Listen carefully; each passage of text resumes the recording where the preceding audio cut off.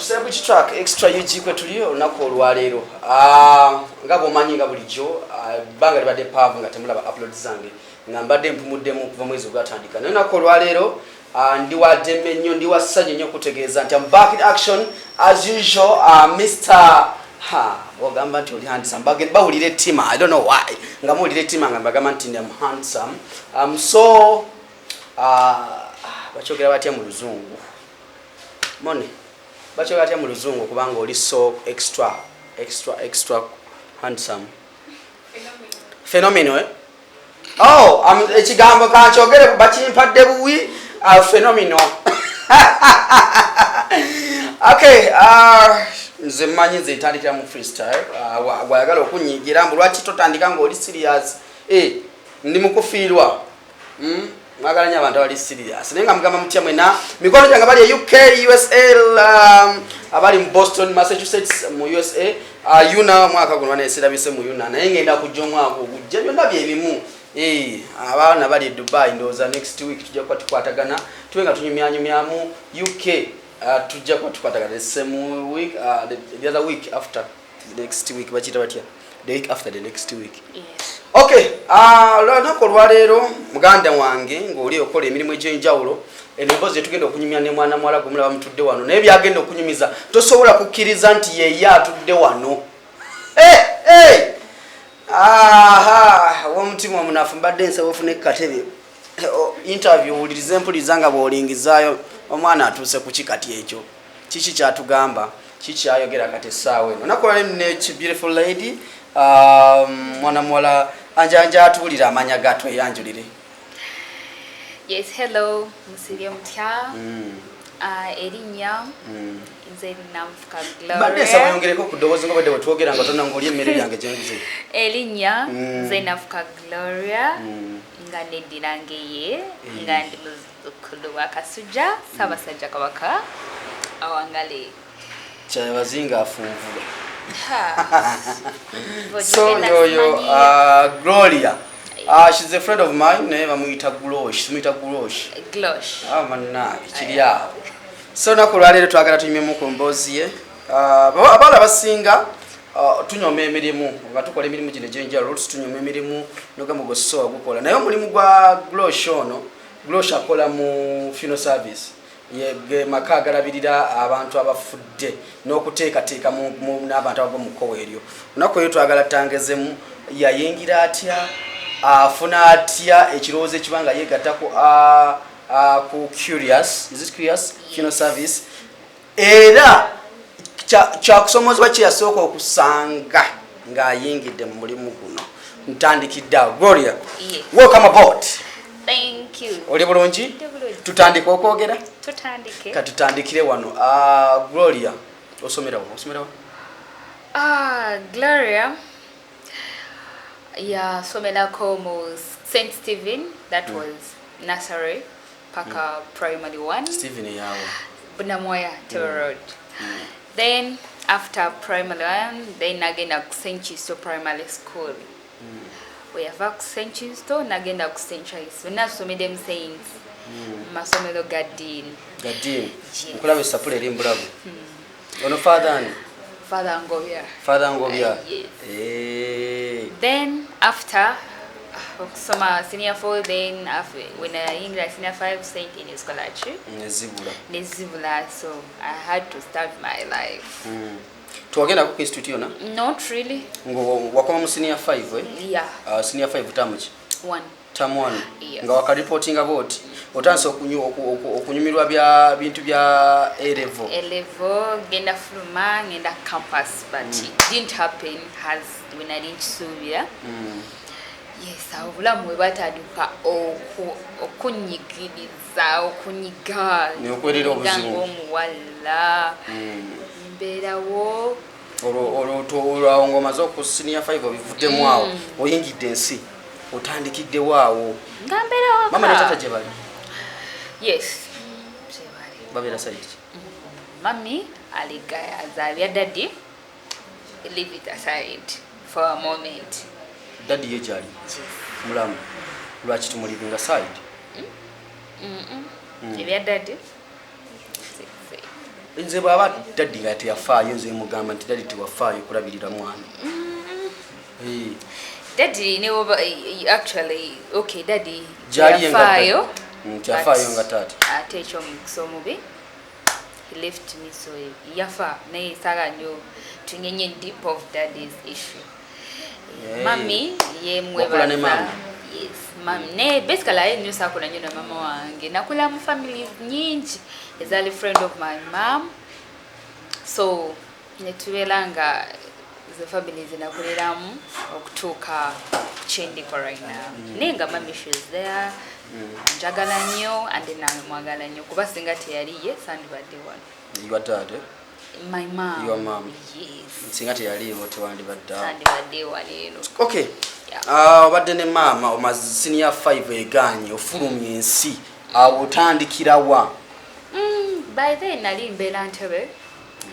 Era nga oyiyako bagamba simayanga applications bikino bitwalayo n'olinda n'otuula katebe murova month 2 month nga tofuna. Ramala ninkivaako nengamba let me just sit home. Ndemmere paka mukama wanayanukula ensaala zange but awo n'oli mu Kampala?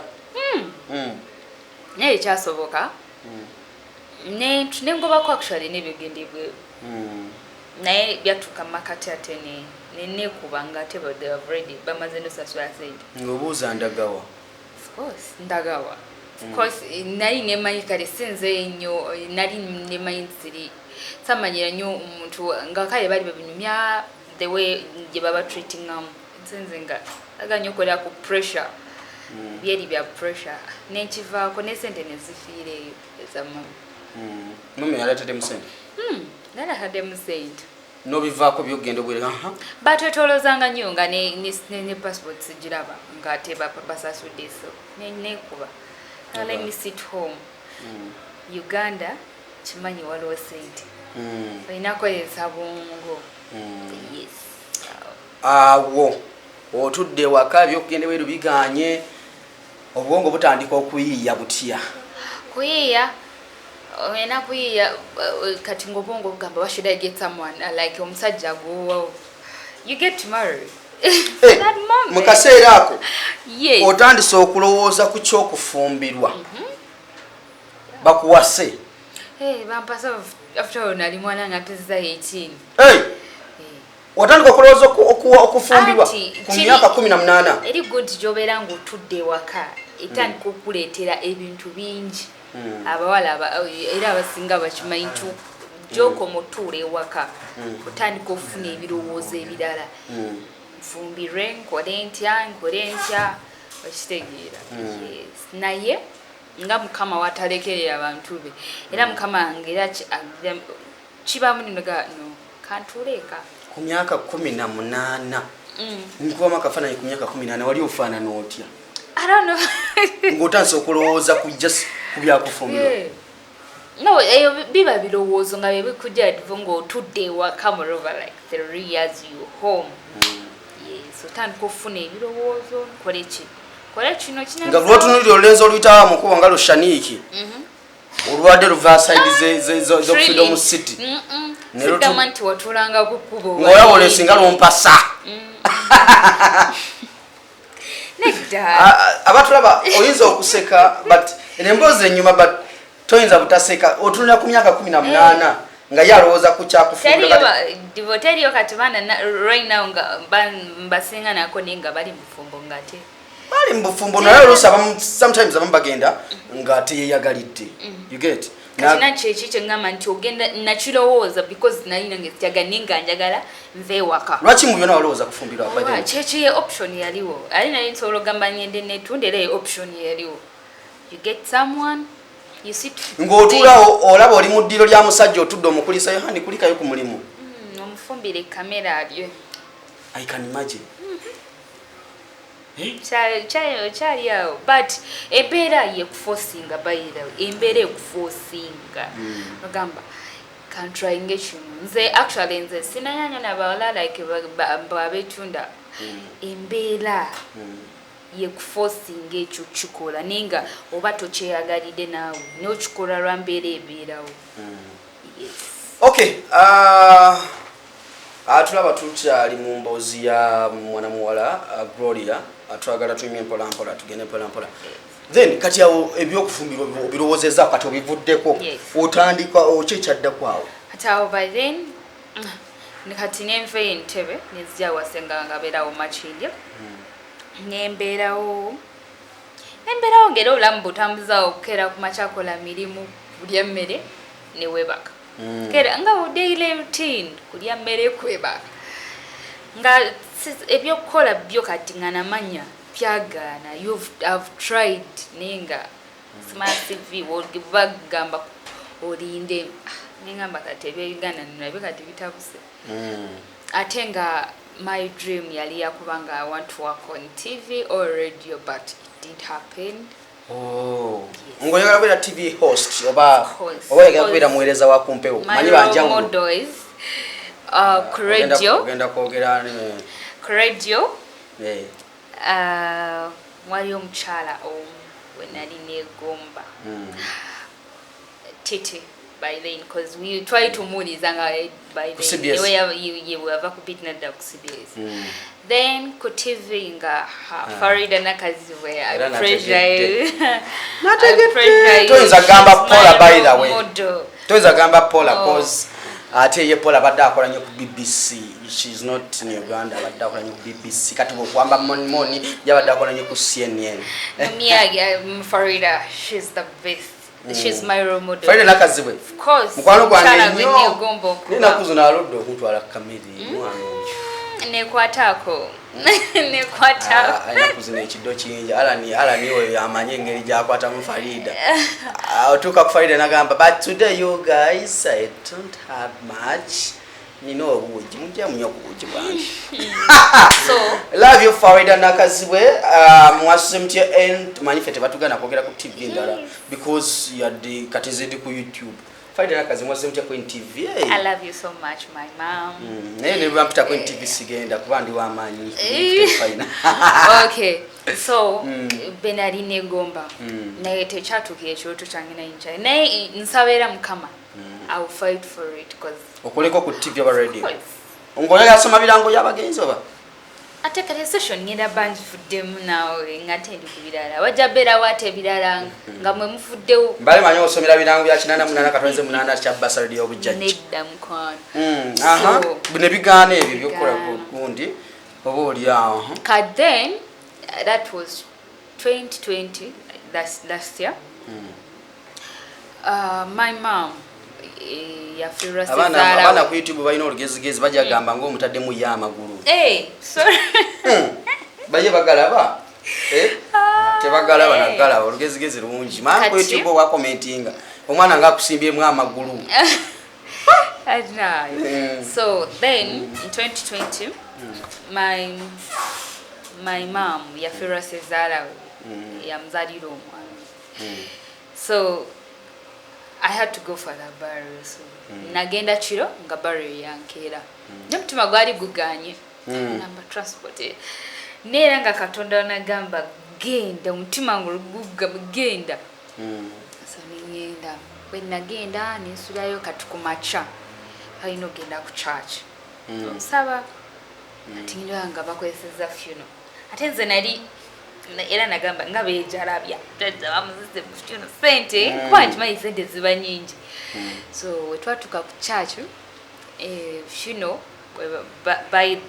by then nga ministry tena bakugala obutabo bayinanga obutabo bayita condolence box babutambuza abamuna babusayiningamu ati koro bakatuwa katwe bakasayininga abantu bona nze yasembayo actually sayininga yaseneka kwata ati masi yali ewedde nga balina ofulumya body ati koro there were 4 boys tinebangamba tusaba otuyambeko jukira nina mukiri ekyokuba ennyana n'obutabagala byonna masaba tuyamba ngola bakola mirambo ate nga nze kati we bangamba bayambeko nimbakwatako ekifaananyi tufuluma wabweru nikibawera abweru n'akatabo kaabwe bwe nakabawa n'ekifaananyi kati we had to go back home but Sunday tugende kati we natuuka era ne baddamu ne bannoonya bennyini nga katabo tekannajjula oba balina okamegenga kajjule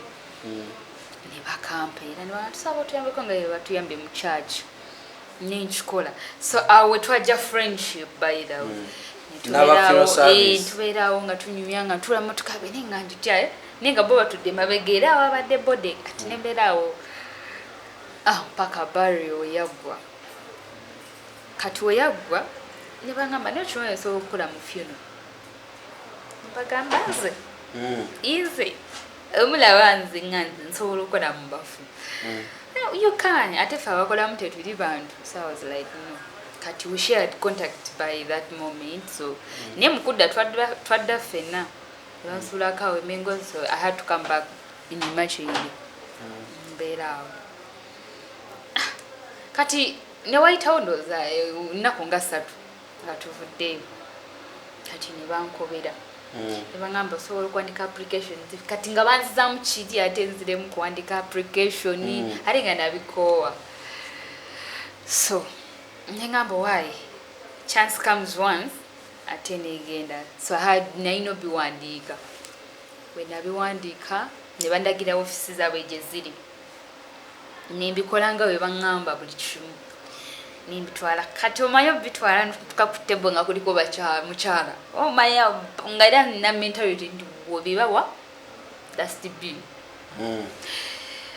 we natuuka kati ne baŋŋamba ate enkomewo we nabiwa ne babikebera omukyala naŋŋamba sima tekuliko barecommanda barecommandi nga nze okukola nenga kati ogwo omulimu gogaayi ekitegeera olwo omutima ogujja okusiba ogamba okiriza ogende kiri embeera anti tokola ate bano bagambye you can work so kati nalina okola ki okudda nfune abagenda okunenyerera nembafuna nze olunaku lwe baali baŋŋambye ne baŋŋamba we shall call you akoko kasinga okumalamu amaanyi akagamba we shall call you kazibu nnyo kali kantama ati nembeerawo ne bankubira nzije mu meeting because they usually babeeranga ne meetings every Tuesday so bankubira ku Monday ngenkeera meeting nengenda kati nengenda nga every day every meeting lwebeerayo nkola ki ngenda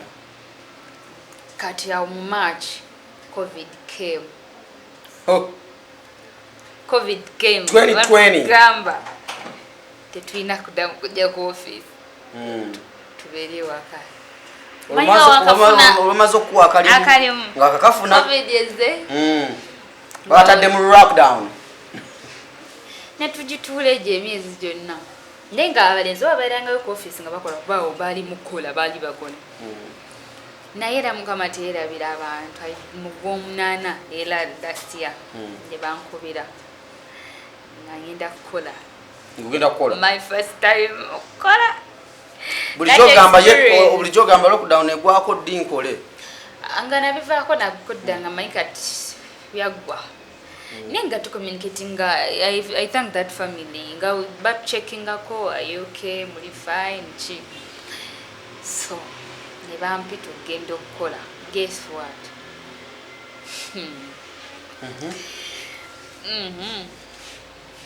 nze natya bankubira ng'olina okutegeka esuuti biki ti neŋŋamba senga naye senga olaba nze sobola okukola mu fyunu mazima ekyagideraba ku body naŋŋamba try your luck bwatyo neŋŋamba katono naye ampaddeyo so nekeera ku makya ng'omwala yenna neweetegeka noyambala bulungi ng'agenda okukola mu office neyenda ku office kati bwe natuuka nsanga bannange bali mu kwetegeka nabo nabasanga beetegeka kati nga njagala nalina bagga kati nga njagala gisse mu motoka ngenda tuuka mu motoka nga te waliyo case negamba nedda sigenda kukola nitugenda kukola naye nga akasendeko ready otuuse motoka gwaliwo wekka nga bala bali eri munda ba otwalayo nsawo kantwaleko ensawo yange mu motoka that day simanyi oba ndigyerabira mu bulamu bwange cause nali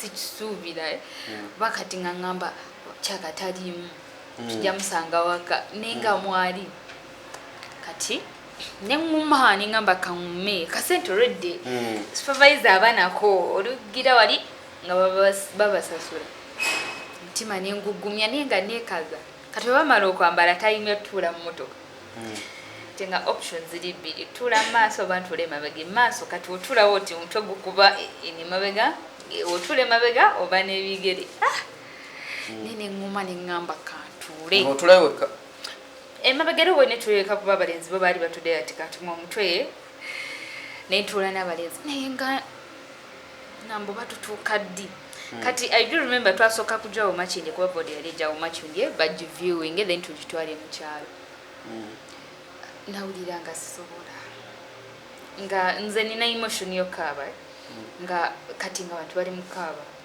nange nga kiri kijja chukaba mutima munafu kaso ate nga yali mama ngoma iki cyo bayita omuzadde gwe bayita omukyala nga akuvuddeko mu bulamu bwensi okitegeera so naino kolache naino okuguma nenzirako ebbali nenegumya ningamba kati this is eno itami yange yokukola awo netugende nakaseke for the burial naye nafunamu okusomozebwa kwali kunene nnyo nga kyalaba kubuuza lwaki okola mu funeral. I remember it was my first time. Walako ku bode. Of course. For the viewing najiraba. Go kulawo. No boys. Naye katera na obeera okuba mubanga team. Yeah, so nenkola she nenguma naye ate nafuna okusomozebwa kwali kwamaanyi batwatuuka akakatabo nga ngambe kali kakyaliwo kyala banini bavuma golaba mu myaka ajajo ejosokola mu funeral balage ebintu bingi actually naye kati ngoyina kola kuguma because wali okola time sokola atogenda kufuna akasente so natandika life nitandikoga life chichi kitegeera ngomaze okulaba ku mulambo ogwo ku kaseera ku first time ng'ogulabyeko bwoti eriiso ekikyai bagubikudde ekyanzigira nganzi nalaba ng'oyo omukyala yeebasaawalinga mamawo because she was a mother okitegeera nze omukyala yina kasita abanga mukyala nga yazaala fenzi abanga mama wange kuba nange abanzaala naye nange nafunamu that promotion naye ng'olina kuguma togumye abali mukaaba ng'olina kubagumya bannange bamami mugume ebiki kaboto olina okikola awo maze okutwala oyo mumaliriza the next assignment yali ki eyo najikola ngolo ntandise okuguma kuba yateyo teyangira nnyo naye era nga ekyokkaaba kiri if people are crying at least nyimirirako ebbali nyimirako for these things because kyali kingiranga nnyo nga ndaba ate nga naye yali mukyala bayidawera gwe naddako okola oyo wamusanga bamaze omutegeka bamutegekera ku office wamulabako nga bamutegeka no namulaba ati ku viewing otona kuyingira eri munda gye bategekera awo nati sinaba biyingirayo eyo nga sinamanya babikola batya nga nzija bankubira bakuba kubizima aye around yes jangu mulimu gwa kusulayo wekaba kakuzikira era bakwita ni gwa kuzikirawo so the second time era gwali gwa kusulayo then tuzikira following day naye nga nina kiri wempulira abakaaba kuba naffe nange nali nfiruddwako abantu bange nali njagala ennyo maye bajjajja uncle so nga nina kiri kinzijira naye olw'okuguma olw'okuba sente nalina otandika okyeteekamu nga nina kwewulirira nga nze first of all my girl nali sikola nfunye chance naye sina walala wengenda jijja nagitandikira wano nga building a future yange my career yes sawa natandikira kati awo ng'oli ku curious watandikira yes moment ki endala gy'ojjukira ku mulimu nga gwakakuweebwa n'ogamba ate eno yali enzibu gy'ojjukira yali enzibu My worst moment. Ngeri esose kati eyokubiri. I think ndoza nali Indialuwa. Aluwa nafuna. Nice my by the way. Nchanyo chogera nyoko. Nchanyo chugamba nnyo abantu nti that was my worst. Nga twatuuka koze ejjana yange gyali ntambudde nga musungera sula mukubo mutuke kumacha. Tutuuka babeyo bayikaisha yabe ne batununako nga they are crying. Bebaka wansi bakola ki maybe it's their culture nagera okora research maybe it's their culture neza isimai. Atutuka ku ground twalinamu omukyala yalina mwandu ngamba don't worry nze kanfulume ngenda bakakanya. Guess what? Ngoli motoka nga ffe tuli mu motoka bwe yafuluma ndaba batega yeba mukubya buderi ne portrait yalina ekifaananyi kye ne bbawe nga babakuba embaga nentyamu nga bakozi bati nga batukuba bakube motoka mugulewo bagala omuntu waabwe bagala omuntu waabwe biki kati namwandu ye bamugwandoza balina bye bayogera naye bagamba namwandu obaye nga yatabaawe biki such stuff. N'abaana actually n'abaana babakubira munenze driver yayangwa mangu okwambusa eki endabirwamu kati nze saafuna kumpi naye abasigadde oba drive oba supervisor bonna nga bakuba kakikwai aluzimaye zoba tomanyi gye zivudde ate oliyirwa omuntu omukulu nga bakubye ekiri muganda wange kati ng'oluba lwa Shanik olwo lwayina Shanik photography owakanyonyi ka drone Cheda ngomkubi olinga yewa ne kadroni ke omwemaga nomkubi ekyo kikyo kati bano bagamba tenti bankubidde ku mulimu kati netuwera ne bommission era lwamala ne babagamba banayo mumanyi kyemba mukola musoke mujowe bode yabe ngate munakola kintu kyonna mugiteekawo naye bwe twagiteekawo oba baby culture yabwe babeera bayomba nga tuna bode babayomba we bakaba. That was my worst. Kuba nalabira ddala nga omukyala baminza omucuncu bayita omukyala kibinyo okubanga wamisinga ku mpyezo oba bakuyisaamu obwembuya butonotono bayanguya mangu okwamusa nalina ekifaananyi ekinene gwali kitudde gwegwositulanya ekifaananyi nati emirimu gyange nyagituukako nagyo njogereteko kati ekifaananyi ekyo nalina kiprotectinga okitegeera kuba kira nti aba yasasudde nga kiri ku package eyo togenda munyumiza nti bankubye n'ekisuula no kati ndaba balina ojambusa driver kati baba buli yali afulumanga ng'ofuna ekiri ku mugongo nengamba oba just comment naye ndagera bonna bakyali bazifunye ne baŋŋamba endabirwamu kati ekiri ky'omugongo nafuluma actually nga bakakkanye naye nga bakaaba naye nga bo bagala muntu wabwe mumuteeka wali mumale mukoleremu. Atumaliriza nengenda nga ngettinga industry ya funeral nti funeral buli culture eyisa bweti buli diini likola bino so nenyida nga pickinga up nemanya nti omukatuliki abeera bwati omukristaayo omusiraamu abalokole Seventh Day abasamize beyisa batya ng'ogenzeyo ziika kuba nabo nali mbakoleddeko so ogenda opickinga up buli omu buli kati wano mu Buganda tulina engeri gye tweyisa mu kuziika eri buli omu so n'ogenda okipickinga up and even the way you approach to the people, to the mourners obayisiza otya kyekyo awo muvuddeyo eyo mu bakubi b'empi mukomyewo ati twagala tutwale mu gundi eno gye bategekera abafu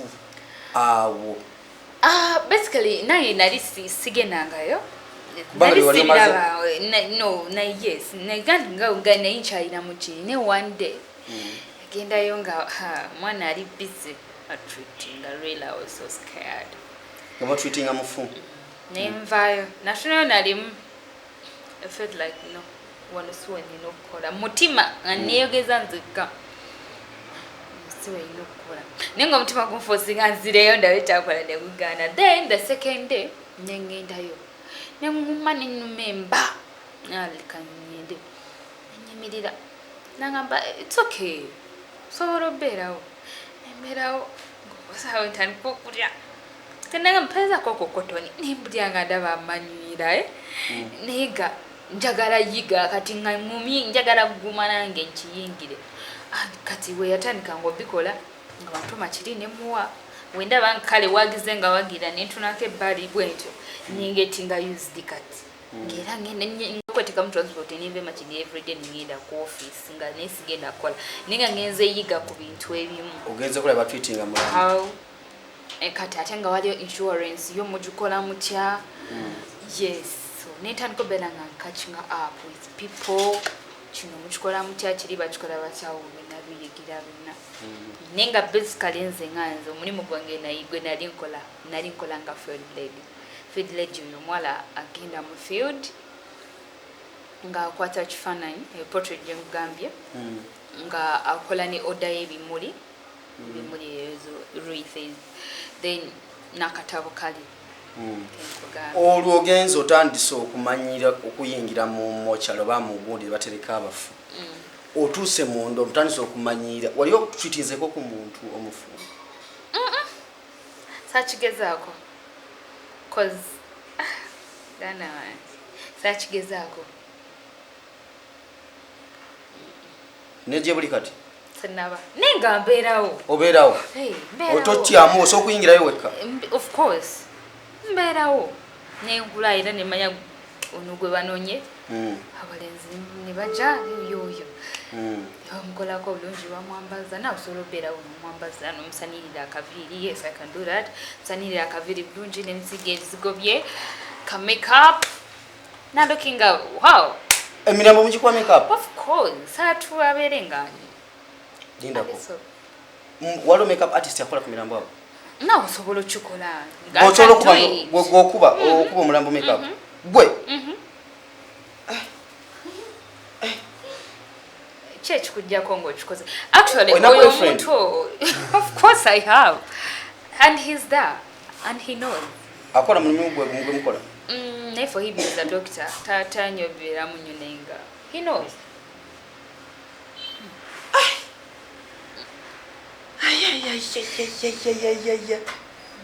Gloria yes osobola okukwata omulambo no kuba makeup no kulongosa bulungi by the way omuntu abafudde fine nti abatachasa naye mbiri gobo ino kwa respect nti abamuntu era obo ino mulongoza sigaba nti wabafudde mumutege mubutesi mu case no eno yembozi ya Gloria akola mu funeral service ago mwala ali yatulaba okutwalira wa mebisere bisinga abo twatumye embozi nga zino olabanga mbozi etisa nange ndi wano ngezaako okuweteeka mbigere bya mwana muwala nsobola okuyimirira omulambo weguli olaba batuuka ekiseera nze nga twafiddwa kyali waffe ntya n'okutuuka awali case mwana muwala ku myaka gino how old are you?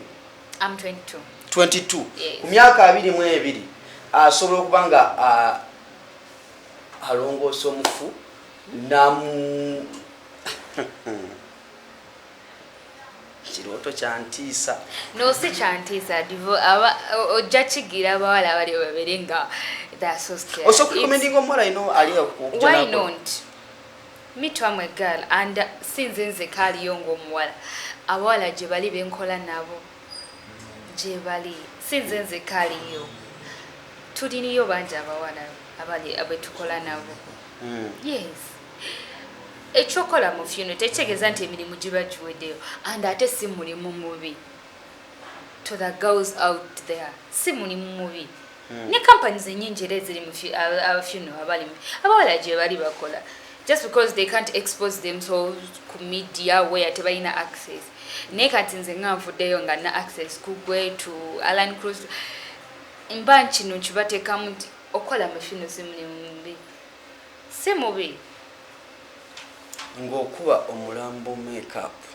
n'okulongoosa akaviri kati waba you complaining about me what of people abakola mu mortuaries those people abakola mu mortuaries njawulo ki akola mu mortuaries aba different kunze nti yata abalaba mingi okusinga nzalaba oluusi ogumu ebiri baseera so those people who work in mortuaries are different from me what of them nabo bantu ngaffe so teriyo nze kimanyi teriyo mulimu mbi ne bagamba ali omulimu mbi okwetunda mulimu mbi no as long as you earn money divo as long as ofuna sente That means I'm proud of what I'm doing, by the way. I'm proud. I'm so proud of my job. Nachali wange Shaniki owaka drone. Avuga nyo drone. Nenjagala omuntu mutwaleko mu baso okukiza omuntu kuyingira mugundi. Mucha. Mu mtereka abafu. Kiziba. Twakiriza. One client intatuka ate watu. Pozi ngoli mukozi. Yes. Bali bakulekeddeko omulambo awo weka.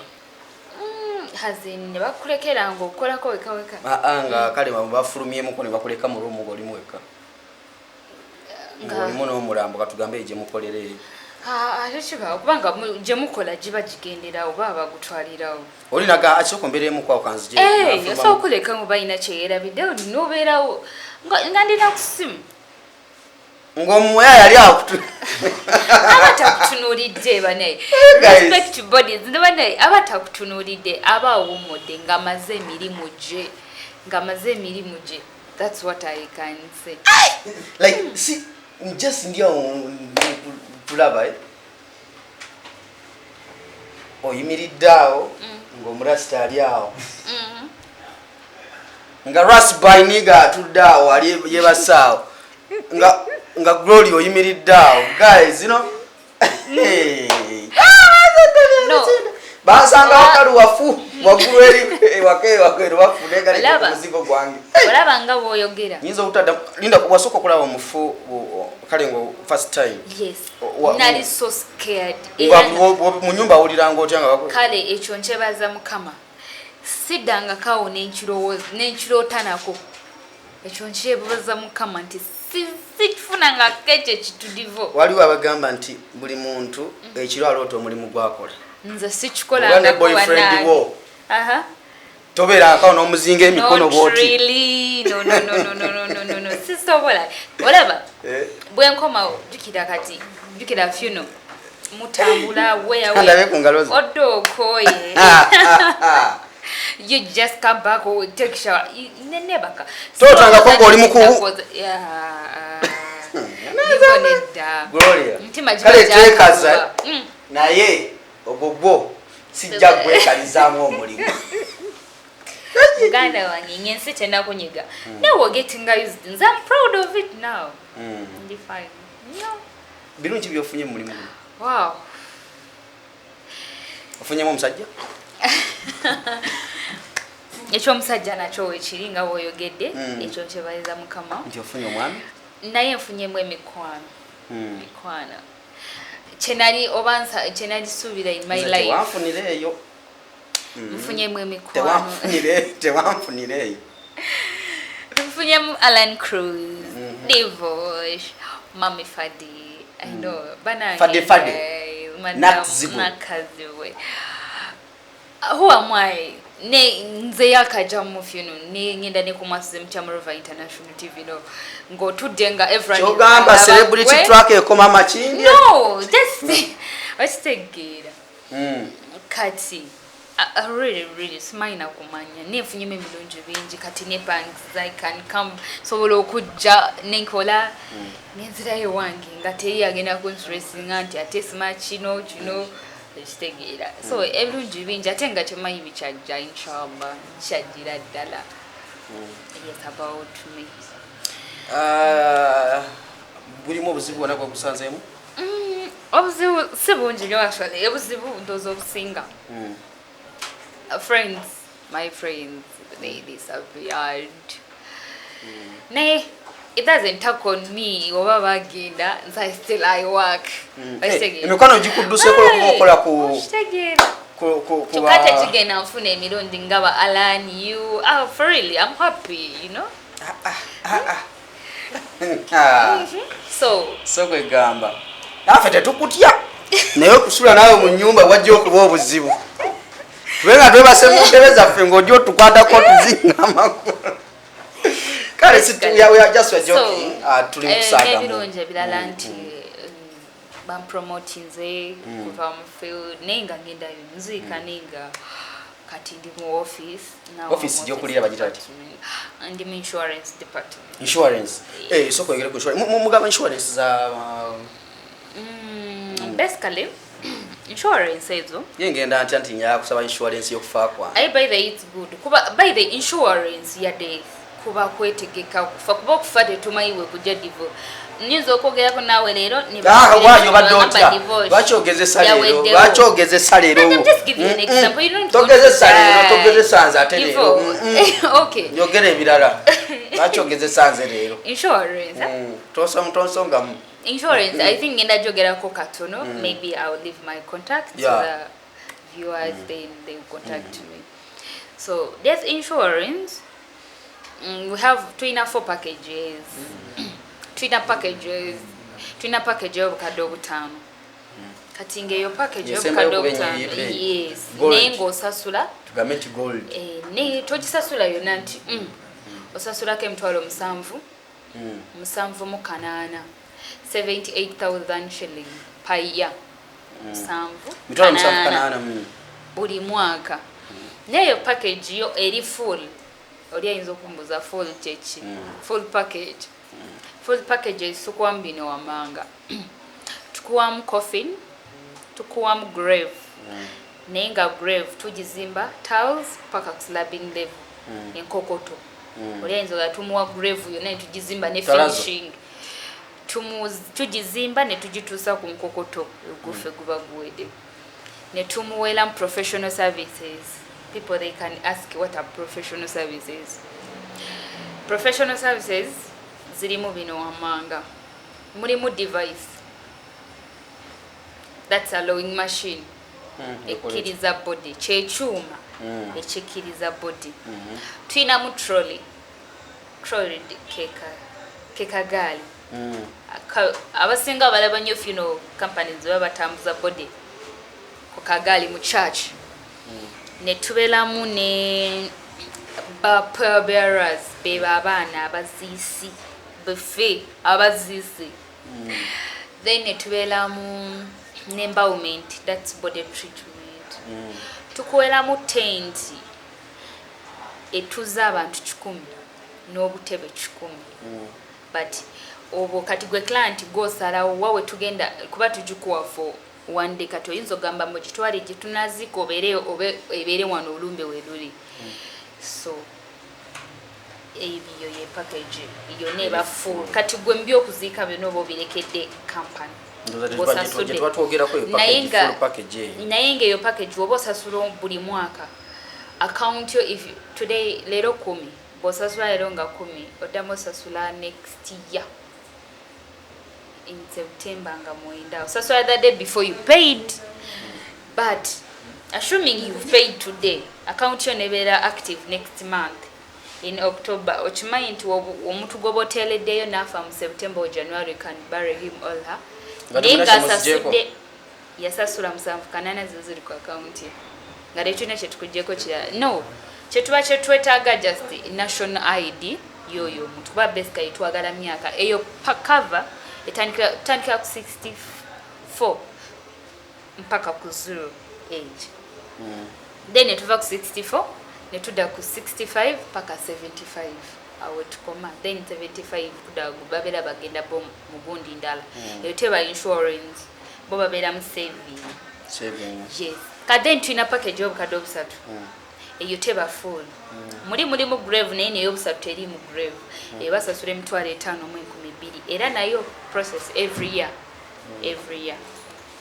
then netubera neya 2.5 eyo sasula emitwalo 4 mu 12 kati eyo temuli mu tent temuli mu grave but coffin is there nebisigadde then eya 2M basically it's for Muslim baba sila ate omuntu nga tugamba ino omuntu wafiiridde bweru like mukikola mutya ekyo kyebweru bwaba afiiriddwa he can come at our offices tusangibwa Mengo ne boogera cause baba inogena Ministry of Health where then babikoleko then body eveyo oba bo basobola okyekolerako body ne tugipikingako airport nga bo ba client because last time nakulanga oli ekwe airport yes ne bakikolako then fene tupikinga your body so process wetu webeera.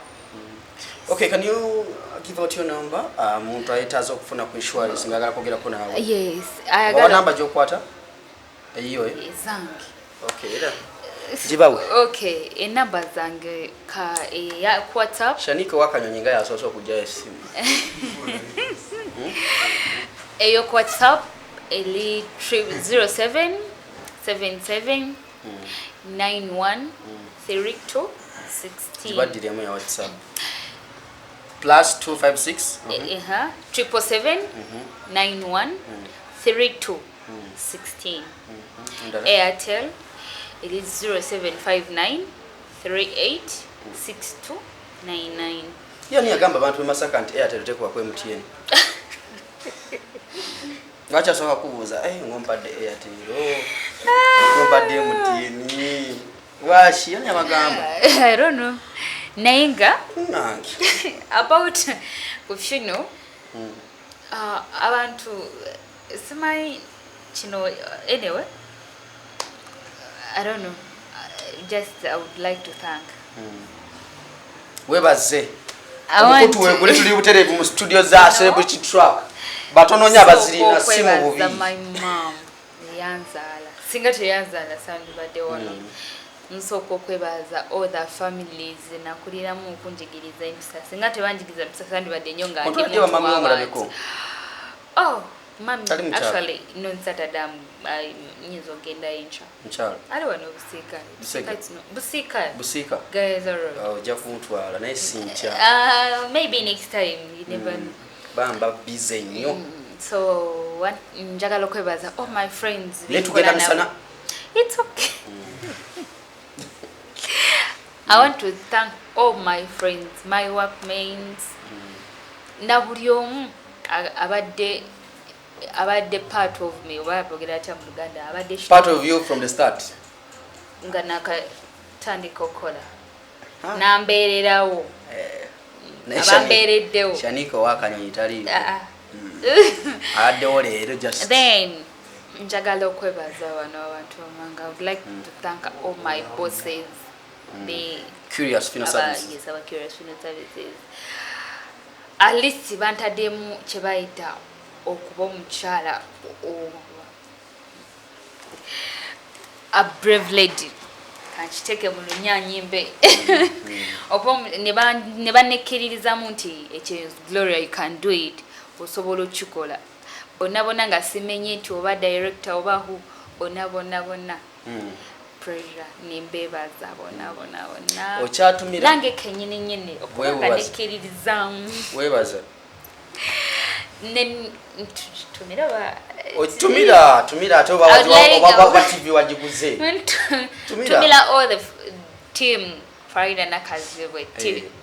I think they're watching me. They will team Farida yes nze ndamanyo watu ndagala lya bigundo mbale manyo wa general D and never thought okupa even this opportunity okuja bana interview ebadde vudde wala nakisabadde banayenze gwe ngati embozi zanyumya nekirala ngasawa muga nti embozi zonyumya nzitya nekirala akalowoozo njagala kalekera all the